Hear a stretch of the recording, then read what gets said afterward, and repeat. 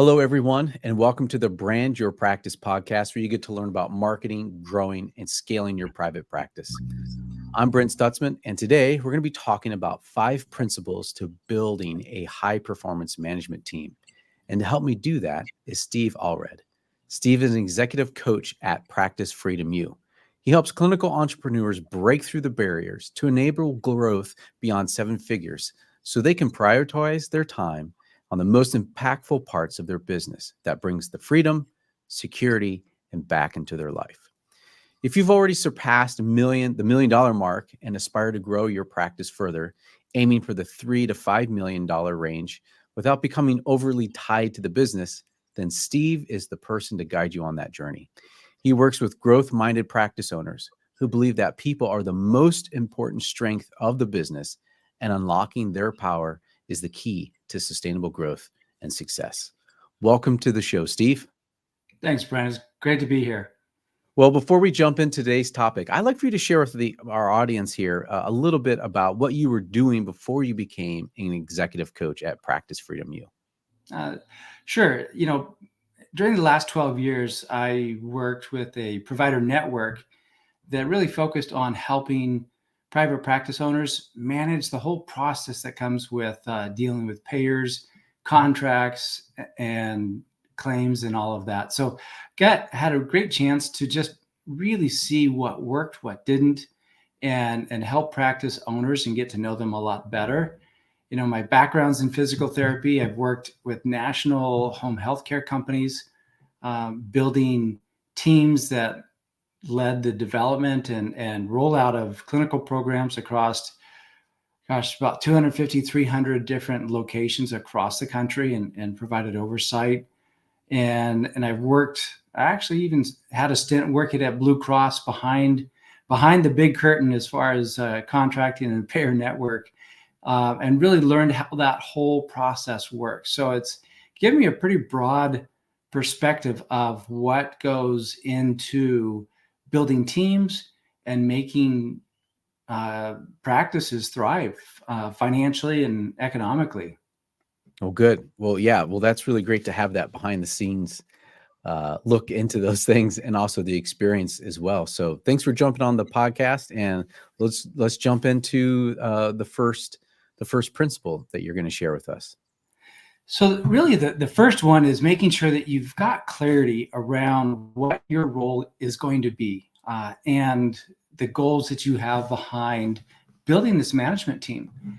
I had a client once that said, okay, I need to build my management team. And I asked the question, why? What are you trying to accomplish? And after discussing what her goals were for the practice, it really came down to that she wanted to develop specialized niches and needed more clinical leaders rather than a management team.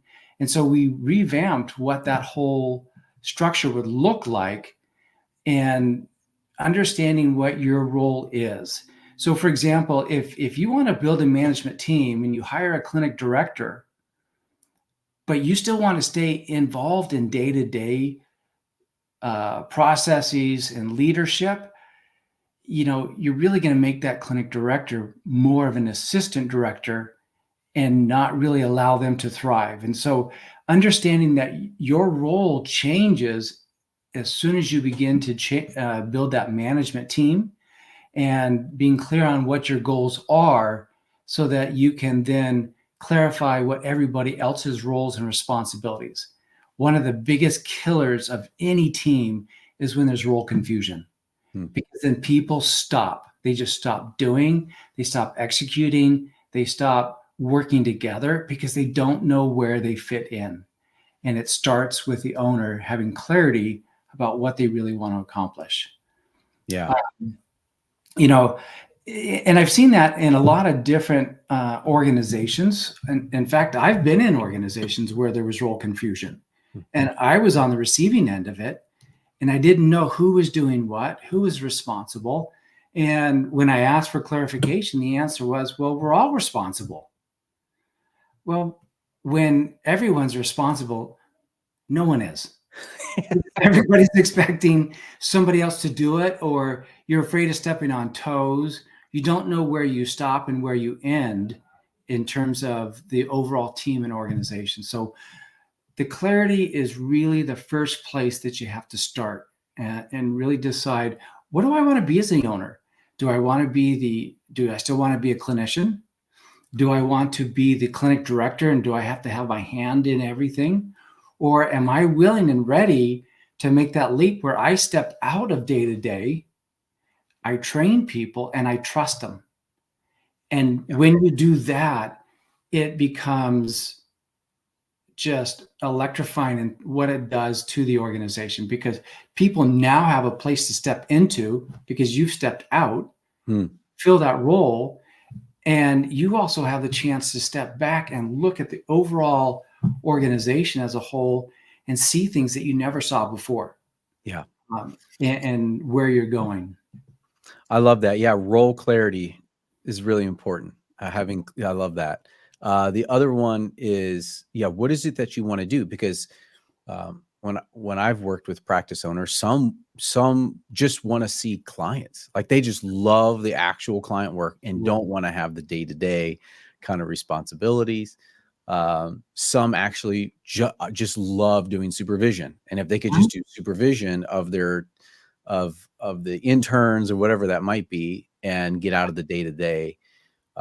But also I also know, because the struggle for practice owners is stepping out of the way, like giving the new hire or that clinical director the freedom to do their job. And the practice owner is sometimes will self-sabotage, right? Absolutely. Step in, instead of coaching up, or like just do it themselves, like kind of go back to their old ways of managing all the things. I'm curious if you've seen that, you can speak to that.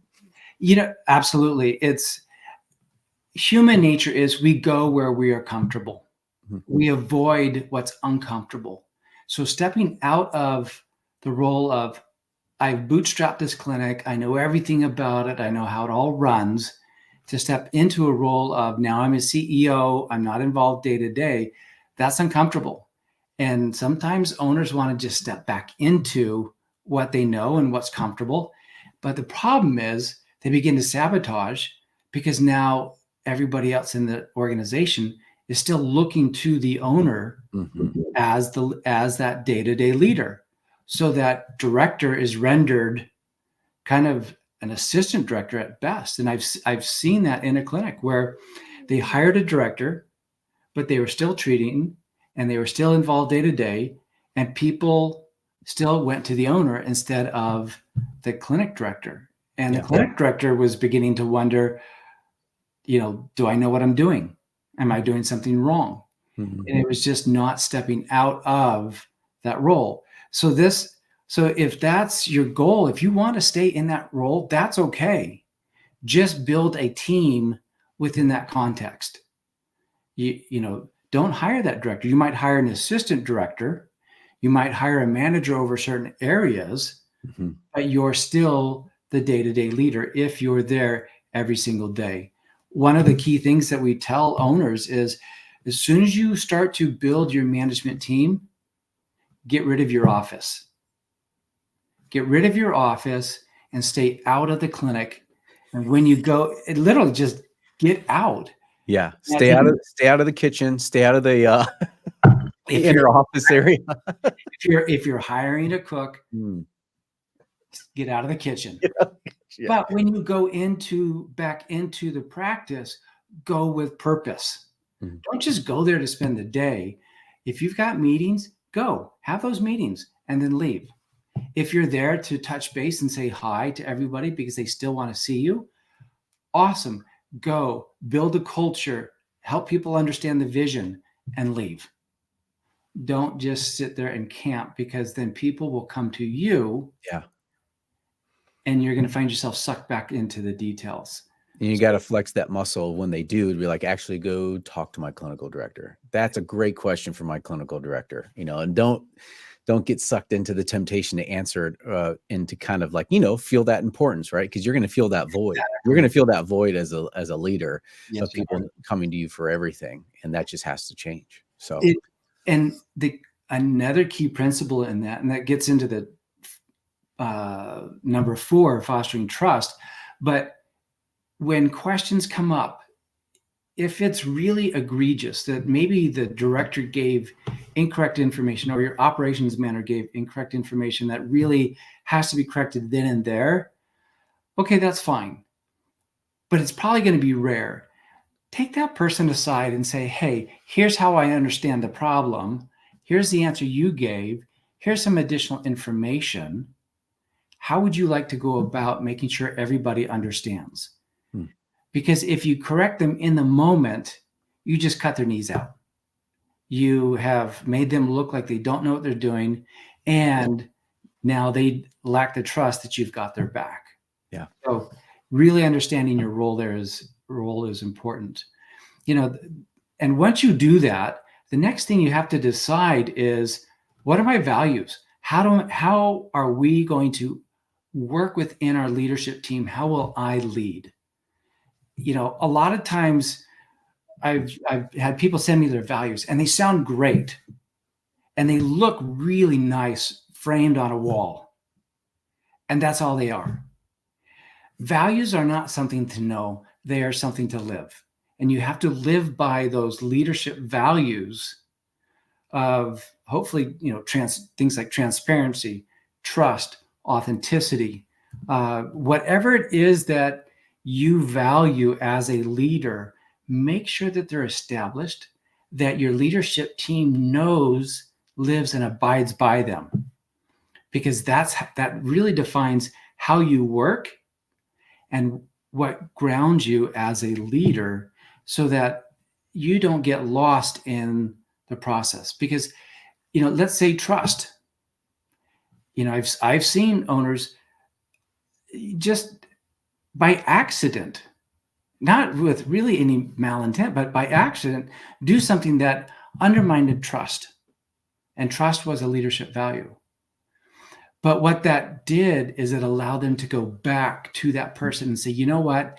I value trust. We have to be able to trust each other.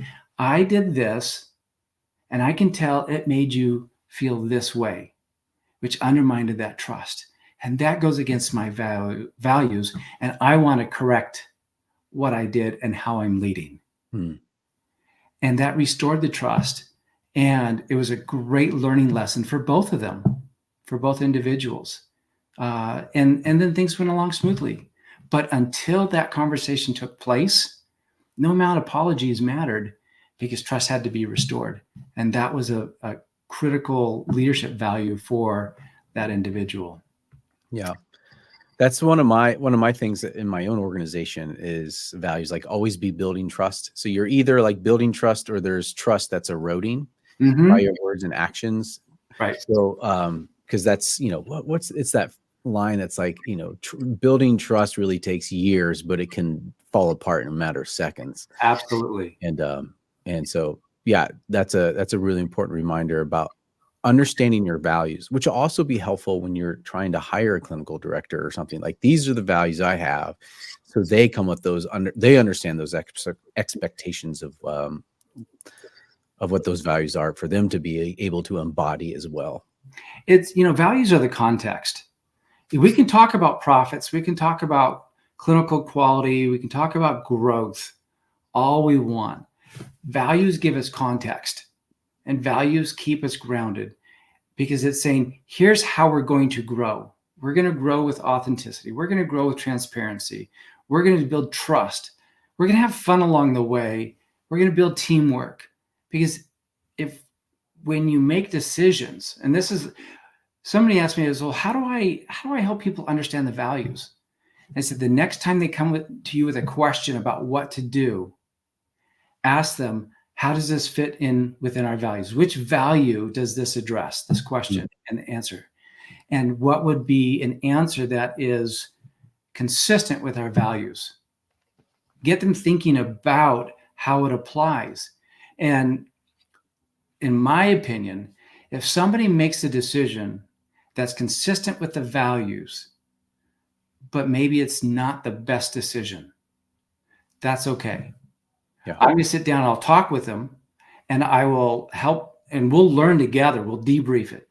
That's one of the things we do a lot in coaching is debrief, because that's where we learn. So we'll learn from it, but I'm not going to go get angry at somebody because they made the wrong decision, because they were trying to do it within consistent with our values. Yeah. And I'll say one more thing before we move on to the next point, is that another way to build a culture around your values is to do shout outs. So if you have team meetings, you can say, this person did this, and this really aligns with this value in our company. And I just want to highlight that and say, good job, or something like that. So being able to point out actions that your team is doing and aligning those to the values. We had, in one organization I was in, we had accountability was one of our values. That we take ownership of what we do. And one of the individuals made they made a mistake. I mean, just flat out, they made a mistake that could have caused, unfortunately it didn't, but it could have caused a patient harm. And it was a serious thing. We were in a heavily regulated industry, and anything and everything that we did got reported to the state. And if it was truly a mistake, then it got investigated by the state. But they, so they made this mistake, but then they came back and says, I made the mistake. I called the physician. I've got an appointment set up for the patient. I've documented it. I've reported it to the state. Do I need to report it to the investigative body? And the answer is yes. And so they did. And they said, so basically, I made a mistake. Here's what I've done. Here's the solution to clean up the mistake before it even came to light. And as soon as they realized they made a mistake, they did that. So we were in a meeting, just like you said, to call it out. We were in a team meeting and we said, hey, we have been working on reducing these types of clinical errors because they are serious. So-and-so made a clinical error, but we want to highlight how they handled it. Yeah. So we walked through all the steps that they went through and said, this does not diminish the error, but we want to emphasize this is living the value of accountability. And people were like, I get it. I understand now. Now it becomes something that's real, because now they know how to apply that value, not just what are our values. I can list them off and let me go back to how I do things, Yeah. Right. Yeah. So yeah, it's a great story for that. Thank you. The next thing, as an owner, you start off, you're the sole clinician. Maybe you eventually add another therapist, you add a front desk person to help you out.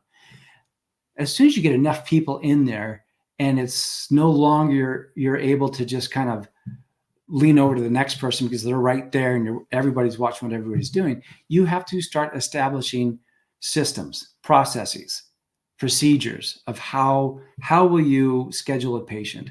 How will you handle a reschedule? How do you handle any process basically in your organization? That's kind of your first layer of your operating system.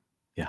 Now, when you start to add managers, directors, you have to create a management system on top of your operating system. And it's how do we establish the accountabilities and create a system for managing that? So who's accountable for what? What does that mean? What are you responsible for? And how do you give that accountability back? One of the challenges I see that owners have in establishing that system is, you hear it when they say, well, I said, I asked for this person to give me this report back, or they haven't given me any updates, and I keep having to chase them down. I'm like, okay, you got this all wrong. It is not your job to chase them down. It is their job to come back to you and give an accounting, a stewardship, if you will, of that accountability. And so if you're working with your billing manager, they should be coming to you because you established a weekly routine, which is part of your system. You have an agenda of what's covered. They understand what metrics and how you're looking at billing and what is key and important. So they come to you and are prepared and said, here's how we are doing. Here's our net rate per visit. Here's our collection rate. Here's our days in AR. Here's Here's all the claims that are outstanding that are past 60, and here's what we're doing with them. They're giving you that report, and then you're giving feedback, not the other way around. Yeah. Okay. Because then they own the process that they have to manage, and they're giving that management report back to you so that you can make sure things are working properly. That's part of your management process. So it's the meetings that you have, the agendas, the way that you communicate. Jeff Bezos talks about at Amazon how they didn't have PowerPoints, and they had quick meetings because people would put their all the content of their meeting in a memo, and they would put the memos together, and it was the expectation that you read the memos and came prepared with questions. So you had dialogue and discussion, decision making, not reporting out something that anyone could read in a memo. Yeah. So that's the system. Yeah, the account for those keeping track, this is point 3 on the establish accountabilities. And this is actually probably one of the hardest things for practice owners to do, because before it was kind of like very family, or, this family feel, Yes. a little laissez-faire, you kind of do your job. And now as you begin to scale up, it's like, okay, now I have to ask clinicians to fill out these weekly sheets. How many appointments, how many were paid appointments? Just so you can keep track, right? There's the accountability. Otherwise, you just don't know anything that's going on in your business. Like, you need to have your own dashboard, and then you set up the rhythm of accountability and what that looks like. And that can be really daunting. And I know for therapists, it's like, they don't like to be tracked. Maybe most people don't, but there was this really great quote. I don't know who said it. I heard it somewhere that, amateurs don't want to be measured, but professionals do. Right. So like professional golfers, whatever, they want soccer players, whoever, they want all the stats all the time, because they want to know in the margins, where can they get a little bit better? Like, they want to be measured. Right. And so as you're thinking about, as you're growing your clinical team, and you're like, they have to be okay with being measured and being held accountable to that. And I know that's a culture thing for a lot of practice owners. Like, you kind of have to build that in as you scale up, but it's absolutely essential if you do want to scale up to that 6-7 figure. It's the only way. I mean, think about it. As a clinician, if I'm treating a patient and I don't do any objective tests, I don't take any vital signs, I don't do any kind of testing, I have no idea where that person is and how they're responding to what I do. Right. And so that basically the data that we use in accountability, they're like the vital signs. They tell us how the system is working. And so, that go back to point number 2, establishing leadership values. One of mine is be purpose-driven and data-informed. Mm-hmm. I'm always driven by my purpose, but I use data to inform me. How am I doing? Where am I going? And that gives me insights as to the decisions I need to make that are consistent with the rest of my purpose and my mission and vision and values. Yeah. And so that is part of a value system of mine. And it's also part of any kind of management system that I have when I'm managing people, is that we use data to inform us, because that's an expectation.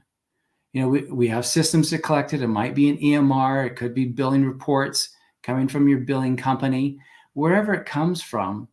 But that tells us, because when somebody says, if I say, how are you doing? Oh, I'm doing fine. Oh, we're doing great. I have no idea what that means. Yeah. And if I'm going to step out and be the CEO, I can't be watching them all the time. So I need that data to tell me, how is the system working? And it's the language that we use. And that's part of teaching and training your team as part of that accountability and that management system that becomes really critical. And when you do that, it becomes liberating, because now we all understand, as long as we realize that the data is not the end goal, it's the purpose. Mm-hmm. Mhm. That it just informs us of how we're doing towards our purpose. Yeah. And realize when you establish that, you may be mentoring and training people. You can't just give them an accountability and say, go. They may, everybody's at different skill sets. So Mhm. you have to make sure and develop them and train them in a way that they understand how to do their role. If you're building a team, that's come with you from kind of the grassroots era into now a more formalized structure. Yeah. Yeah. Love it. Let's keep going. Thank you, Steve. Okay. So the next thing is really fostering trust. And we talked a little bit about that. That comes, in my opinion, from transparency. It becomes training, support. People need to know that you as a leader have their back, that you're not going to undermine them, Mm. that you're not going to embarrass them, and that you trust each other, that you're on the same page.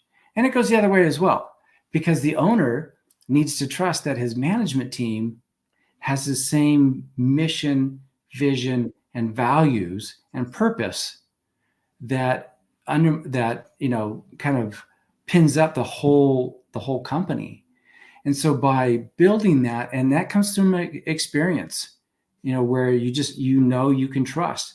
It's Simon Sinek does a great presentation. You can find it on YouTube about Navy SEALs. And he talks in 4 grids, if you've probably seen that, but he talks about high trust and high performance. And he said, we want high performance, upper right corner, and we'll take medium performance as long as it's high trust. Sometimes we'll even take low performance if it's high trust. He said, high performance, low trust. No, that's the person that's toxic. They're cancerous to the culture. Get rid of them as quickly as you can. Low performance, low trust. That's obviously a no-brainer. But it was just interesting how important trust is to a team that probably most of the world considers one of the highest performing teams out there, because they literally have to trust each other, that everybody will do their job, do it well, and that they will stay engaged, and they have singular purpose of their mission. Right. And they don't give up. And they don't give up. It's can I trust you with what is most dear to me? Mm-hmm. And do we have that trust? Understand that there might be times, like I referred to earlier, where a leader or an owner does something that breaks that trust. Well, it's not gone forever. With some humility, some vulnerability, and authenticity, to go back and say, hey, I did this. I can tell I undermined trust with you, and I'm sorry. Mm-hmm. That violated my trust, my values. I did not have that intent, but I realized my behavior created this situation. I would like to fix it. Yeah. I want you to know that I recognize it, and I'm changing my behavior, and this is what I will do going forward. Yeah. Repairing is really important. It is. I mean, we're human. We make mistakes. But that's where that authenticity to say, hey, I made a mistake. And as an owner, most have never been in that type of a leadership role where you're managing a team. Mm-hmm. That's their first time if you're building that team. And so you're going to make mistakes. Just own it. Because what it does is it allows your team to own their mistakes and know that it's safe to do so, and say, hey, I made this mistake. Here's what I've done. Here's what I'm fixing it. It's not going to happen again because I've learned from it. And then the owners, can trust that. I was talking to a friend of mine a while back and talking about this trust. They came to the end of the year and they were $250,000 short on revenue and cash collection. They couldn't figure it out.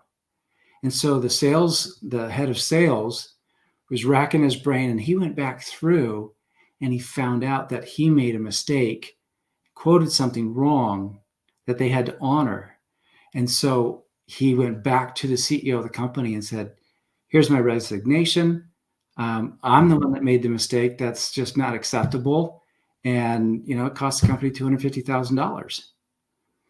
And the CEO looked at him, took his resignation and handed it back to him and said, I just paid $250,000 for you to learn this lesson, which I know you will never make again, and you will make sure nobody else makes again.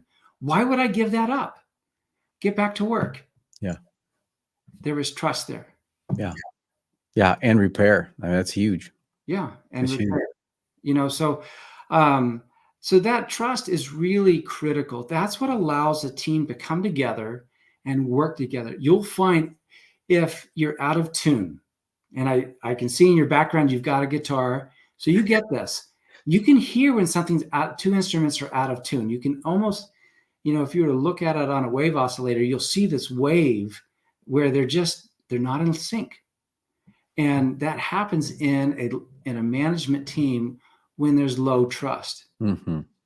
Maybe there's a lack of transparency. Maybe it's because, in your head as an owner, you're making decisions and you're working through all the issues, and then you just come out and announce it. And so people are like, where did this come from? So they don't know what to trust. But whatever it is, if you find yourself with a team that is out of sync, that's the first place I'm going to look. And see what are the trust levels? Yeah. No, that's helpful. Sorry, I was just writing one of that down. That I like that analogy about trust and being out of tune. I was like, oh, I'm going to use that. That was really helpful. Well, how about this? Before we go on, I want to remind the listener about TheraSAS. We designed TheraSAS because many of my clients were using Post-it notes and Google Sheets to keep track of new client leads. But clients were still falling through the cracks and money was being left on the table. TheraSAS is a powerful HIPAA-compliant intake CRM software for practice owners to quickly capture, connect, and qualify prospective clients. With TheraSAS, you just put a custom form on your website that potential leads can fill out. And when they do fill that out, they go into your visual pipeline, so you can always keep track of the progress of them becoming a paying client. With TheraSAS, you can automate 80% of those repetitive tasks that take so much time, or those little micro transactions that happen as they are on the path to becoming a client. It can automate up to 80% of those. And you also have a simple dashboard with real-time analytics, so you always know your marketing efforts and how they are going. So going back to, data is the vital signs about how your practices is doing. And TheraSAS can help keep track of that data for you, especially in your marketing and intake efforts. So to get started, it's simple. If you want to check out TheraSAS, just go to therasas.com, THERASAAS.com, and see how TheraSAS works and how our customers just love it. Step 2, if you're interested, just go to the sign up form and you can get a demo with me or someone on my team and get started and see if it's a good fit. And if TheraSAS is a good fit for your practice, it takes 1 hour to implement on the technical side, and it takes 1 hour to train your team. It's that simple. It's said that the riches are in the niches and the fortune is in the follow-up. TheraSAS was specifically designed for the follow-up process. It has empowered solo practice owners to grow quickly and group practice owners to supercharge their intake team. See if TheraSAS is a good fit for your practice today. Just go to therasas.com, THERASAAS.com, and schedule your demo call. All right, Steve, let's get to our final point. All right. Final point is authenticity. This is where people need to know that you're real. They just want you. They don't want you to be playing a certain role or that you got to act a certain way. Just be real, be authentic in what your leadership role is, and be self-aware. And that self-awareness helps with that authenticity, because you need to understand, as I build my team, what is my behavior and how does it impact the rest of the team? Am I leading well? Am I clear? Am I transparent? Do they know who I am? A colleague of mine was in the financial services industry and doing big deals with companies, doing financial advising in terms of how to structure debt, how to structure an acquisition, how to structure, hundreds of millions of dollars, if not more. And one of the individuals made a claim about my colleague to say, well, he said this, and he said we could, do a variety of things. And the people around him said, no way. We know who he is. We know how he works. And he is the same wherever you go. So that is totally inconsistent with who he is. Because he was authentic and transparent in everything that he did, the people who were part of the deal knew how he worked, and he was consistent with that. And that allowed the deal to go through without it being derailed by some of the claims. So being authentic, being vulnerable, it's okay to say you don't know everything. In fact, why would you want to be the smartest person in the room? Steve Jobs says we hire the smartest people and then we have them tell us what to do. Hire somebody who's really, really good at billing. Hire somebody who's really, really good at the front desk and let them guide you and say, here's where we can make improvements that are consistent with our values and our purpose and what we're doing. Trust them and be vulnerable enough to allow that feedback to you. Or if you have somebody that's trusted on your management team that comes back to you and says, hey, Brent, when you do these sorts of things, it really, really causes confusion and undermines the trust within the team. And if you can be vulnerable enough to listen to that and say, hey, thanks, I needed that feedback. Let me make some changes. People are going to know that you're real and that they're going to trust that. And then really know what you know. Don't try and pretend that you know something that you don't. People see it. Yeah. They do. And, eventually they're either going to quietly just not pay attention to you, or they're going to call you out on it. So know what you know, do what you do, and then build a team around you that fills in the gaps so that you can accomplish what is really critical for your organization. And so that authenticity, again, it goes back into building that trust. It helps you manage the team and the systems that you have in place. And it's going to tie into your leadership values because it's really about who we are.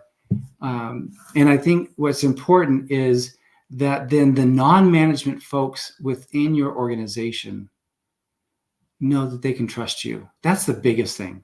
Yeah. Can they trust the management team that they're going to make the right decisions, even if they're hard? Yeah. When I was at a previous company during COVID, I was working for a large organization. They had probably about 900 to 1,000 clinics at the time. And they had to bring that down 50% in about 3 weeks, 2 to 3 weeks time. Wow. From staffing, from clinics, everything. I mean, it was just this slam it into a brick wall. Man. And they came to the executives and leaders and said, we need you to not take a salary. We need to cut your salary. We've got to do all these things. Because there was trust and authenticity of who they were, I know who they were as leaders. I wasn't happy, but at the same time, I knew that they were making decisions in the best interest and self-preservation of the company so that, as in their own words, we're still here after this is all over. Yeah. That's the wrong time to try and build authenticity and trust. Right. But Yeah. it's hard to play if you have it. Yeah. So, I really look to principles rather than steps, because I find when people just follow steps, they don't understand why they're doing what they're doing. And following principles allows them to say, okay, how do I apply this principle in my organization and make it effective for us? Yeah. Wow. Thank you, Steve. Thanks for sharing those five principles. And I think we're really coming back to the idea of trust when it comes to leadership. That was kind of a common thread throughout these principles. you're either building it or eroding it by not being authentic or not being vulnerable, not being clear with the goals and goal clarity, all those things. So how can people how can they find out more about you or get in touch with you? They can go to practicefreedomu.com, and there's a section on coaches. They can reach me at steve@practicefreedomu.com, and you have a link to a link where they can set up a call with me, and I'm happy to talk to somebody, just answer questions, and give them feedback in any way that's helpful. Okay. Well, great. Well, please check out those links. They'll be in the show notes as well. Just a reminder to all the listeners that all the content on the Brand Your Practice website, podcast, and other media reflects my own opinions and should not be taken as legal advice, financial advice, or investment advice. Please seek out the guidance of a professionally trained and licensed individual before making any decisions. Some links in the descriptions may be affiliate links. All right, folks, thanks for listening. If you found the conversation useful, subscribe to the podcast, and please join me again the next time on the Brand Your Practice podcast.